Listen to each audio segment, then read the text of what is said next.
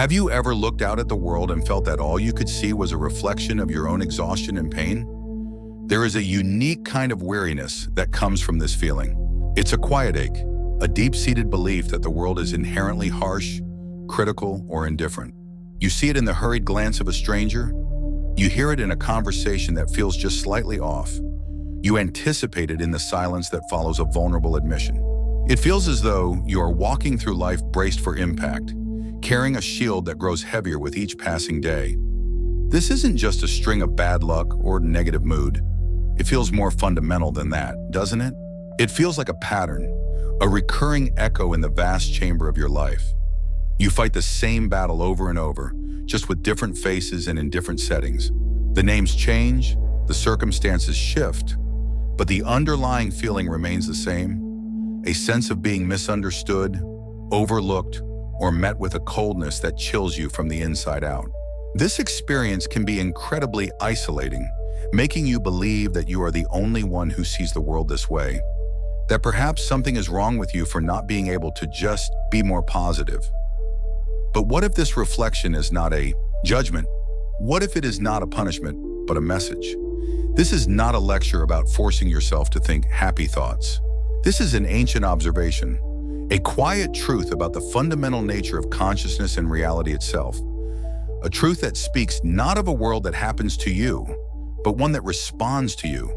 In our time together today, we will journey into one of the most profound and transformative principles known to the ancient traditions, the law of the cosmic mirror. This is the understanding that the universe, in its infinite and impartial wisdom, does not give you what you want, but rather reflects back to you who you are. It is a mirror to your inner state, a canvas that paints a picture with the colors of your deepest beliefs, your unresolved wounds, and the silent stories you tell yourself every moment of every day. We will explore the full story of this cosmic law, not as a simple New Age catchphrase, but as a deep, mechanical, and spiritual reality. You will learn not only what the mirror is, but how it functions in your daily life, from the smallest interactions to the grandest patterns. We will uncover why this mirroring is not a cruel cosmic joke, but a compassionate and intelligent guidance system designed to lead you back to wholeness. By the end of our conversation, the goal is not for you to fear what the mirror shows you, but to learn how to stand before it with courage, to understand its reflections, and to begin the sacred work of changing not the mirror itself, but the self that is being reflected. If these words already stir something familiar within you, a quiet recognition in your soul, I invite you to share that feeling in the comments below. This space is not simply a section for feedback. It is a digital hearth, a place where we gather to speak of the things that are often left unspoken in the loud, distracting world. When you share a glimpse of what your mirror has shown you, be it pain, confusion, or a moment of clarity, you do something profound. You let another traveler on this path know that they are not alone. Your story becomes a reflection for someone else, a permission slip for them to acknowledge their own truth. This act of sharing weaves a tapestry of community, reminding us that our individual journeys are all part of a larger collective story. And if you wish to continue these explorations into the quiet architecture of the soul and the ancient maps that guide us, consider subscribing to the Vault. It is a simple way to ensure you do not miss our future conversations and to continue this journey of remembering together. There is a timeless piece of wisdom from the 13th century poet and mystic Rumi that perfectly illuminates the heart of our topic today. He wrote, "Yesterday I was clever, so I wanted to change the world. Today I am wise, so I am changing myself." Let us sit with that for a moment. This isn't a statement of defeat or resignation. It is the unveiling of a profound secret about the nature of reality. The clever mind, the ego, looks at the reflection in the cosmic mirror, sees flaws, sees injustice, sees pain, and believes the solution is to fix the mirror. It tries to argue with the reflection, to scrub it, to paint over it, to force the world to be different. This is the path of endless struggle, the path of exhaustion we spoke of moments ago. It is the desire to control the uncontrollable. But wisdom, as Rumi understood it, is something else entirely. Wisdom is the moment you turn your gaze away from the mirror and look inward, at the source of the reflection. The wise soul understands that the world is a perfect, impartial mirror. It cannot show you what is not there. Therefore, the only logical, effective, and transformative path to changing the reflection is to change the self. If you wish to see more love in the world, the work is to cultivate love within. If you wish to be met with understanding, the work is to practice understanding for yourself and others. Rumi's words are a direct map to personal power, reminding us that our greatest leverage is not in fighting the world, but in healing and transforming the self that the world is reflecting. With Rumi's profound wisdom as our lantern, let us now step closer to this mirror. It is time to move beyond the idea of it and into the living experience. Let's explore the intricate ways it works, the reasons it shows us what it does, and how we can learn to listen to its silent, powerful guidance. Let us begin to understand what the cosmic mirror is truly asking of us. Of course, here is the first of 3 parts for the main content section. It is written to be substantial, detailed, and immersive, aligning with the requested character count and the 50-minute video length. Part 1, the mechanics of the mirror, how perception forges reality. So we stand before this mirror. We have acknowledged its existence through the words of the wise and through the quiet, personal feeling that our life has a recurring theme, a persistent echo. But to truly understand its power, we must move beyond metaphor. We must look at the mechanics of it. How does it work? What is it made of? And why does it seem so relentlessly personal? The first and most crucial truth to grasp is this: the cosmic mirror is not a magical object floating in space out there. The mirror is you. Your consciousness is both the projector and the screen upon which reality is experienced. Let us use a simpler image. Imagine your inner world, your collection of beliefs, memories, wounds, joys, and assumptions, is like an old reel of film. Each frame contains a piece of this inner story. Your awareness, the pure light of your consciousness, is the lamp inside the projector. As this light shines through the film reel, an image is cast onto the wall in front of you. That wall is what you call the world or my life. For years, perhaps for a lifetime, when you see an image on that wall that you do not like, an image of loneliness, of struggle, of disappointment, what is the first instinct? It is to go to the wall and try to scrub the image away. You try to argue with it, negotiate with it, get angry at it, or pretend it isn't there. You might try to paint a different, happier picture over top of it. This is the path of cleverness Rumi spoke of. It is the path of exhausting effort because the image is not on the wall. The wall is just a neutral screen. The image is a projection, and its source is the film reel inside of you. The universe does not decide to send you a difficult person. Rather, the difficult person frame in your inner film is illuminated by your consciousness, and you perceive and experience a person in the external world through that lens. The world simply provides the neutral characters and settings, but the story, the meaning, the emotional charge, that is projected from within you. This is why 2 people can experience the exact same event and walk away with 2 completely different stories. One sees a business failure as a devastating end, a confirmation of their unworthiness. The other sees it as a necessary lesson, a course correction on the path to their true purpose. The event itself was neutral.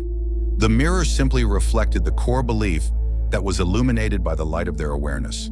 This can be a difficult truth to accept because it dismantles the very foundation of blame and victimhood. If the world is a reflection of me, then I can no longer say that things are just happening to me. It is a radical shift in personal responsibility, but see it not as a burden, but as the reclaiming of your creative power. It means you are not a helpless cork bobbing on the ocean of a chaotic universe. You are the ocean itself, and the waves on the surface are simply a reflection of the currents moving in your depths. The first step in working with the mirror, then, is to stop trying to fix the reflection. It is to withdraw your attention from the screen and with gentle curiosity, turn inward to examine the film. Now let's go a layer deeper. If our consciousness is the lamp, what directs its light? The light shines where you tell it to. The currency of reality is focus. Where your attention goes, your energy flows, and that is what the mirror magnifies. Think of your awareness as a sacred and powerful resource, like the sun. The sun shines on everything impartially, but whatever it consistently shines upon grows. If you spend your days focusing your attention on a garden, it will flourish. If you neglect it and instead spend your days focusing on the weeds in the cracks of the pavement, the weeds will be what you see and the garden will wither. The world is full of both gardens and weeds. It is full of love and fear, beauty and decay, kindness and cruelty. The world you inhabit, the reality you experience as yours, is determined by which of these you consistently water with your attention. This is not about denial. It is not about pretending the weeds do not exist. It is about conscious choice. Many of us have been trained from a young age to hunt for the weeds. We call this being realistic or protecting ourselves. We scan our relationships for signs of betrayal. We scan our finances for signs of lack. We scan our bodies for signs of illness. And because the universe is a perfect mirror, when you are hunting for betrayal, you will find it. You will interpret a delayed response as abandonment. You will see a friend's success as a personal slight. The mirror does not create these things from nothing. It simply brings into sharp focus the aspects of reality that match the frequency of your search. The mirror says, you are looking for evidence that you cannot trust people? Here it is. Look. And this creates a powerful feedback loop. You see the evidence, and it confirms your belief. I knew it, you say. People can't be trusted. This belief now becomes an even more powerful lens, a darker filter on your film reel, and you begin to see even more evidence of it. This is how a small, wounded belief can spiral into an entire reality. To break this cycle does not require a monumental effort. It begins with a subtle shift. It begins with asking a new question. Instead of asking, what could go wrong today? What if, just for an hour, you asked, where can I find a moment of peace? Or, where is there a small sign of beauty? You are not demanding the world change for you. You are simply redirecting the flashlight of your focus. You are choosing to illuminate a different frame in the film. At first, it will feel strange, and your mind will want to snap back to its old patterns of searching for the negative. This is normal. It is the habit of a lifetime. But if you persist, you will begin to notice things that were there all along, but were invisible to you. The kindness of the person who held the door, the intricate pattern of a leaf on the ground, the warmth of the sun on your skin. The mirror will begin to reflect these things back to you, and your reality will begin to soften, to open. What you focus on, you feed. What you feed grows. What grows becomes your world. This leads us to the most powerful and often hidden layer of the mechanism, the unseen architect of your reality. This is your subconscious. If your conscious thoughts are the ripples on the surface of the ocean, your subconscious beliefs are the deep, powerful currents that determine the tide. The mirror reflects the currents far more than it reflects the ripples. You can stand in front of your bathroom mirror every morning and repeat, I am worthy of love. I am abundant and successful. This is a conscious ripple. But if deep in the unseen depths of your being, there is a core belief that says, I am fundamentally flawed, or I must struggle to survive, which message do you think the cosmic mirror will listen to? It will always, without fail, reflect the deeper truth. It reflects the vibration of the belief, not the recitation of the words. These core beliefs are the foundational blueprint of the self. They are often formed in our earliest years, before our conscious mind was even fully developed. They are conclusions we drew from our environment. If you grew up in a home where love was conditional, you may have formed the core belief, I must perform to be loved. If you witnessed constant financial struggle, you may have internalized the belief, there is never enough. These are not just ideas. They are energetic signatures stored in your very cells. They become the silent, automatic operating system that runs your life. So the person with the core belief, I must perform to be loved, will consciously seek a loving, accepting relationship. But they will subconsciously be drawn to partners who are critical or demanding because that dynamic feels familiar. It fits the blueprint. Their mirror reflects back to them a reality where they must constantly prove their worth, not because the universe is cruel, but because the universe is faithfully reflecting their subconscious program. The person with the there is never enough belief might get a high-paying job, but they will live in constant anxiety of losing it or they will find that unexpected expenses always arise to drain their resources. The mirror is creating a reality that matches the deep internal feeling of scarcity. How then do we even begin to know what these powerful hidden beliefs are? You do not need to spend years in analysis to find them. You only need to look at your reflection. Your life is the printout of your subconscious programs.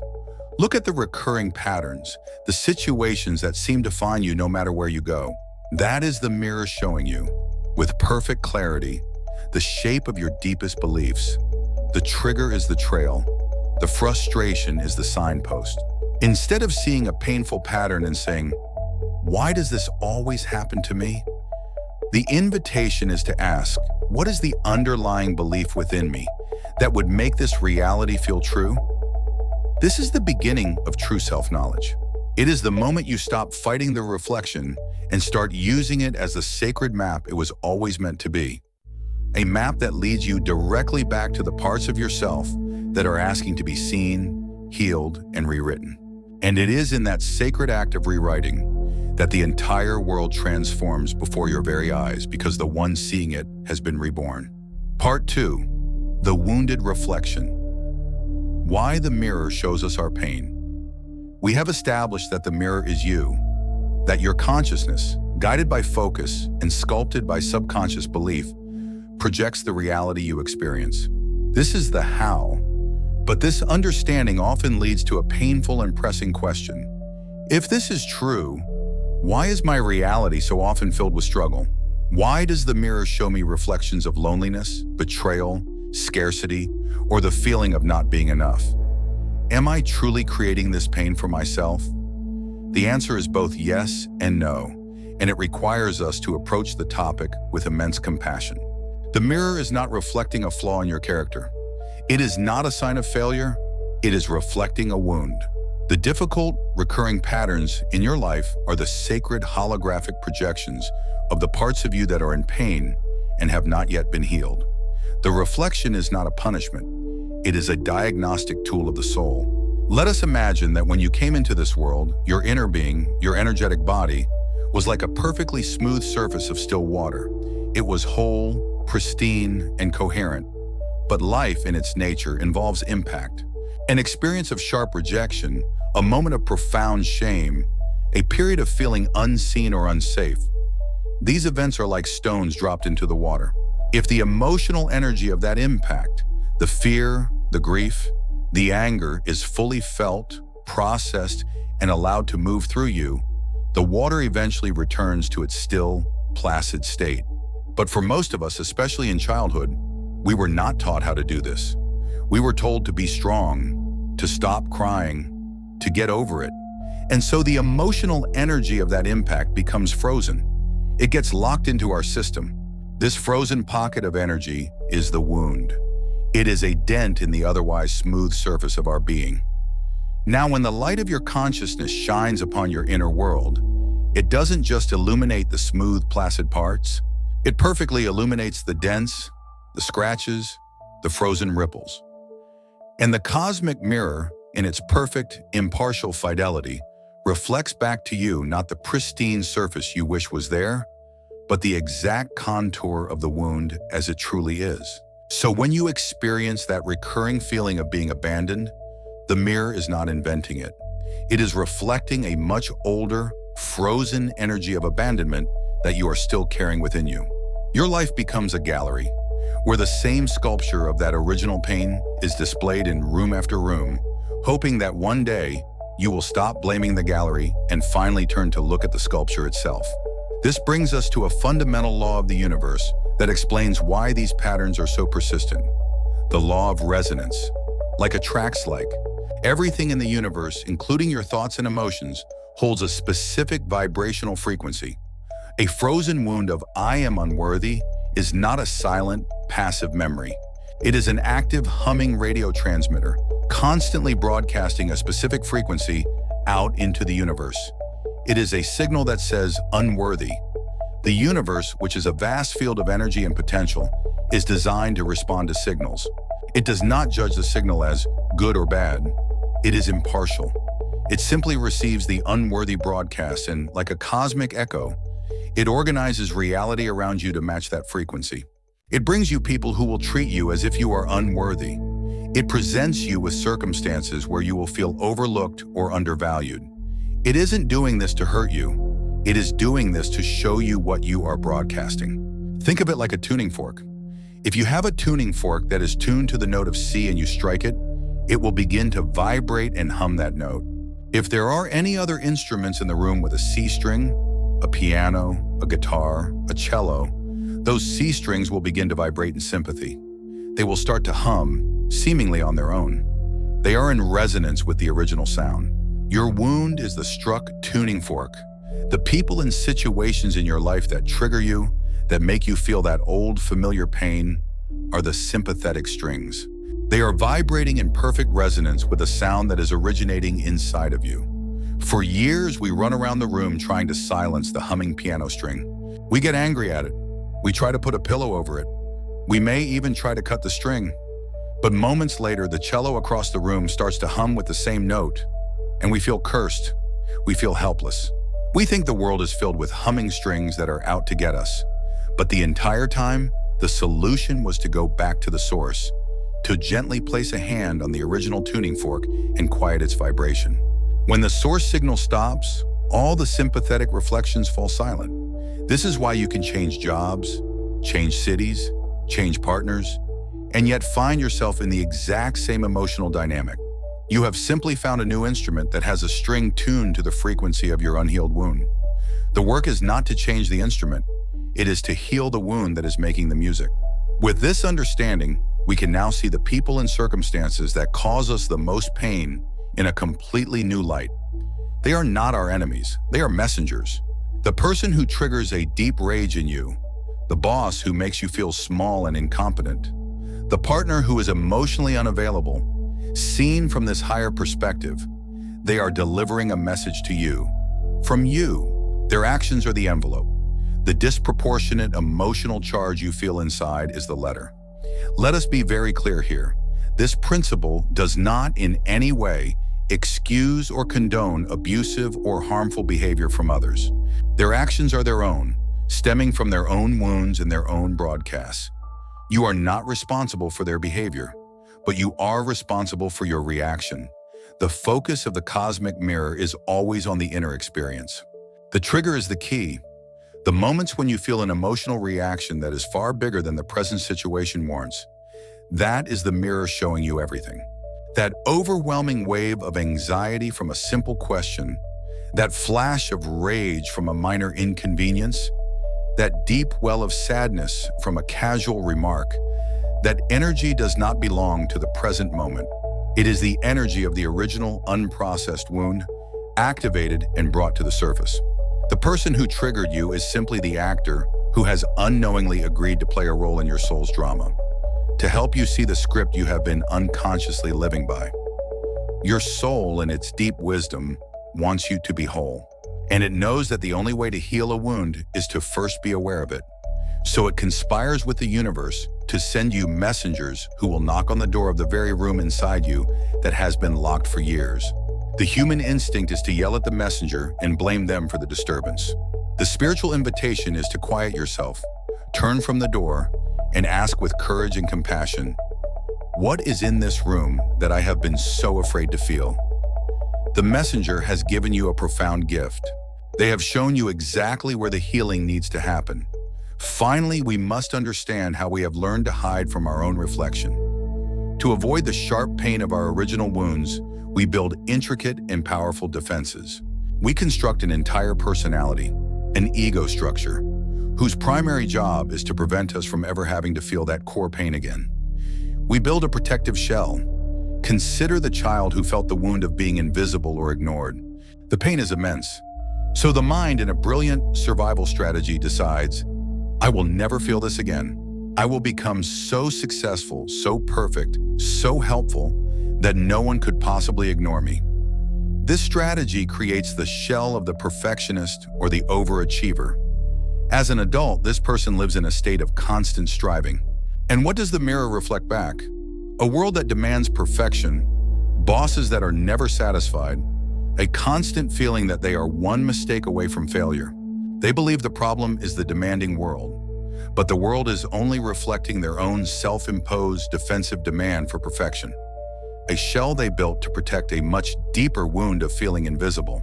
Consider the child who felt the pain of being controlled or powerless. They may build a protective shell of the rebel. Their operating system becomes, "No one will ever control me again." As an adult, what does the mirror reflect? Authority figures everywhere, rules that feel suffocating. They find themselves constantly fighting against systems and people, not realizing they are fighting a ghost from their own past. Their reality is a perfect reflection of their own internal resistance. These shells, the people pleaser, the clown who deflects with humor, the stoic who shows no emotion, are masterpieces of psychological self-preservation. But they are also cages. They prevent us from feeling our deepest pain, but they also prevent us from living as our authentic selves. And the cosmic mirror will relentlessly reflect the shell back to you until you realize that the cage you feel in the external world is a perfect match for the cage you have built within. The path to freedom is not to break down the walls of the world. It is the gentle and courageous work of dismantling the inner shell and finally allowing the original wound beneath it to be held, to be felt, and to be healed. Part 3. Tending to the source. Consciously engaging with the mirror. We have journeyed through the mechanics of the mirror, understanding how our inner world is projected outward. We have sat with the difficult truth that the mirror shows us our wounds, acting as a messenger for the parts of us that need healing. And now we arrive at the most vital part of our journey together, the part that answers the soul's quiet question, what do I do now? Knowing all of this, how do we begin to consciously engage with this mirror? How do we tend to the source so that the reflection may, in its own time, transform? This is not a work of force, but of grace. It is not about fighting the old self, but about tenderly parenting it. What I will offer you are not 5 easy steps to a perfect life, for that would be a disservice to the depth of your being. Instead, this is a path of practice, a gentle turning, a new way of being with yourself that, over time, will fundamentally change the film that is projected onto the screen of your world. The first and most powerful practice is the cultivation of the sacred pause. Our painful realities are kept in place by automatic, unconscious reactions. Something happens in the world, the trigger, and instantly a circuit inside us fires. A feeling of shame, of anger, of fear erupts, and before we know it, we are acting it out. We are lashing out, shutting down, pleasing, or running away. This entire sequence can happen in less than a second. It is a well-worn path in our nervous system. The sacred pause is the practice of creating a sliver of space, a moment of intentional awareness between the trigger and the reaction. Imagine the next time you feel that familiar sting, a critical comment, a feeling of being overlooked. In that instant, the old energy surges. But instead of letting it take over, you do one simple thing. You pause. You take one conscious breath. That's all. In through the nose and out through the mouth. In that single breath, you have performed a miracle. You have stepped out of the river of automatic reaction and onto the bank of conscious observation. You have shifted from being the emotion to being the awareness that is holding the emotion. This pause does not erase the feeling. That is not its purpose. Its purpose is to interrupt the program. It gives you back your power of choice. In that space, you can decide not to send the angry text. You can choose not to retreat into silence. You can choose instead to do something new. This pause is the crack where the light gets in. It is the beginning of all freedom. Practice it with small things first. The frustration in traffic, the annoyance with a slow computer. Build the muscle of the pause so that it is there for you when the larger triggers arise. Once you have created that sacred space with the pause, the next step is to turn your attention inward with radical compassion. For our entire lives, when a difficult feeling has surfaced, our instinct has been to push it away, analyze it, judge it, or distract ourselves from it. The new practice is to do the opposite. You turn toward the feeling as a loving parent would turn toward a crying child. With your attention turned inward, you gently ask, not with your mind but with your heart, what part of me is hurting right now? What is here to be felt?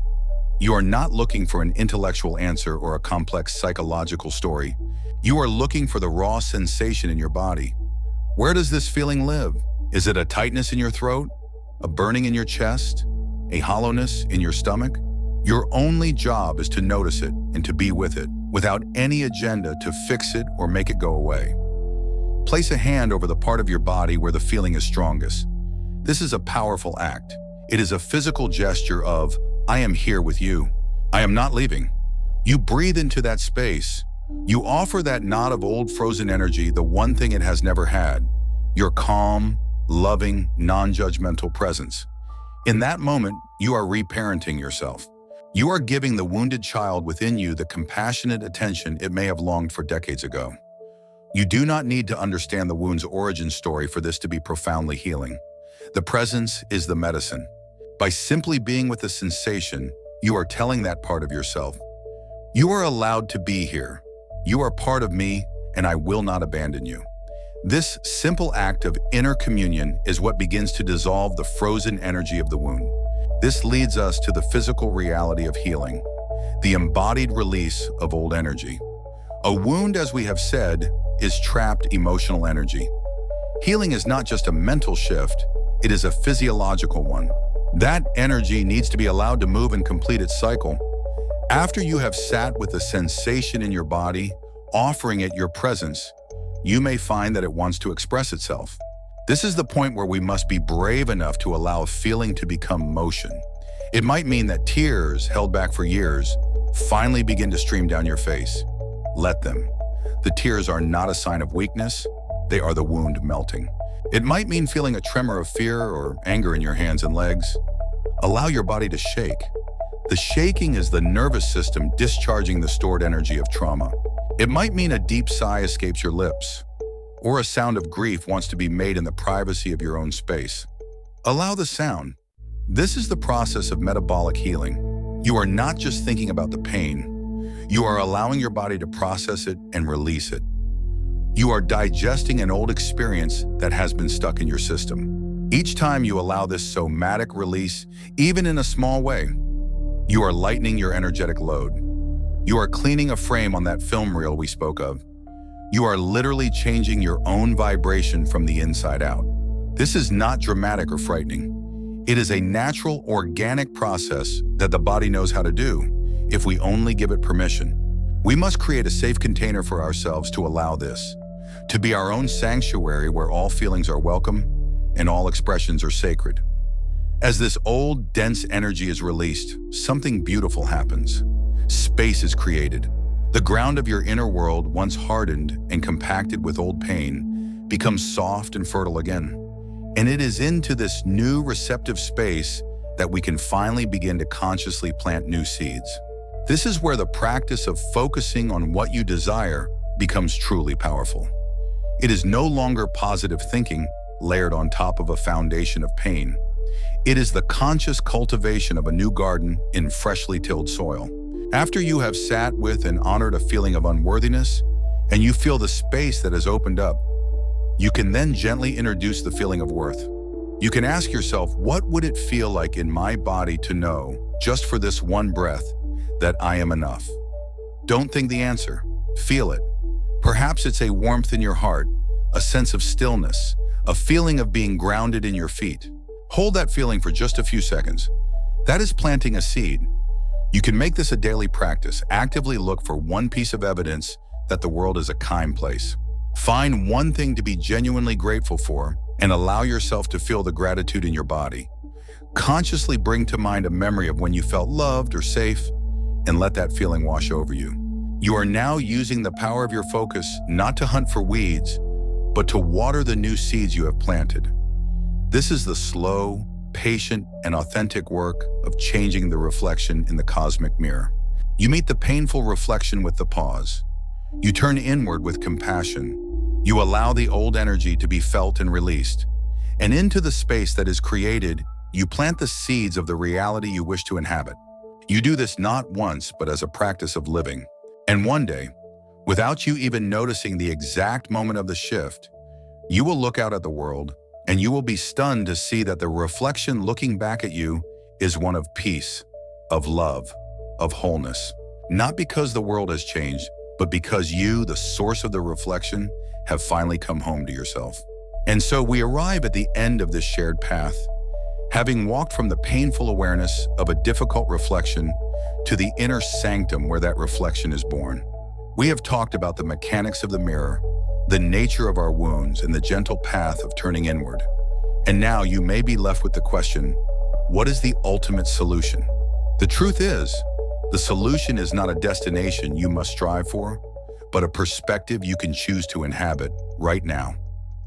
Let us be clear, this journey is not about achieving a perfect, flawless reflection. It is not about creating a life where you never again feel pain, anger, or sadness. To seek such a life is to seek to be something other than human. The weeds will still grow in the garden. The sky will still have clouds. The mirror will, from time to time, still show you a reflection that is difficult to look at. The true transformation, the real solution, is not in changing the reflection forever, but in changing your relationship with it for good. The goal is to move from being a victim of the mirror to becoming a student of it, to see a painful reflection not as a curse, but as a curriculum, to see a trigger not as an attack, but as a teacher arriving for a lesson your soul has scheduled. This is why it is so vital not just to know these things as ideas in your mind, but to remember them as a felt truth in your body. Your mind can grasp the concept of the cosmic mirror, but it is your heart that will feel the compassion needed to sit with a wound. It is your body that will release the old energy. This knowledge is not new. It is ancient, and it is already encoded within you. The work is simply to remember it in the moments you need it most.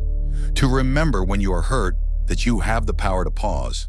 To remember when you are afraid that you have the capacity to offer yourself comfort. To remember when you feel lost that your life's reflection is the most honest map you will ever find. So the invitation is this: see the mirror not as a judge, but as a devoted guide. The universe is not testing you. It is lovingly showing you exactly where your freedom lies. It is constantly pointing you back to the unhealed places, not to shame you, but because your wholeness is its deepest desire. Every difficult person, every painful circumstance, every recurring frustration, they are all love letters from your own soul, asking you to come home. The solution is to finally learn how to read them. As our time together comes to a close, let this truth settle into your bones. You are not alone in this. Every single being who walks this earth stands before their own version of this mirror. Every person you meet is contending with their own reflections, grappling with their own wounds, and navigating their own inner landscapes. The pain, the confusion, the feeling of being stuck, these are not signs of your personal failure. They are threads in the shared tapestry of the human experience. Your struggle is sacred and it connects you to everyone. Your inner truth, the one you have been exploring here, is profoundly important. In a world that constantly asks you to look outward for validation, for answers, for distraction, your greatest act of courage is to continue turning inward. The subtle feelings, the quiet knowings, the whispers of your intuition, they matter more than any external noise. Trust them, honor them. They are the compass for your true path. And know that even if this all feels overwhelming, even if the path ahead seems uncertain or difficult, that is okay. That too is part of the journey. The very fact that you are here, listening to these words, means that a part of you is awakening. It means you are no longer content to simply react to the reflections. You are beginning to ask the questions that lead to true freedom. And that is a profound shift. This struggle is not a sign that you are stuck. It is the feeling of movement, of growth, of a soul beginning to stretch its wings. So I will leave you with this question, a seed to carry with you into the silence that follows these words. When all the theories fade, when all the books have been read, and you stand in the quiet stillness of your own being, what is the one truth your soul has always known? Let this conversation be a doorway, an opening to your own deep and personal search. May your journey be one of gentle remembering,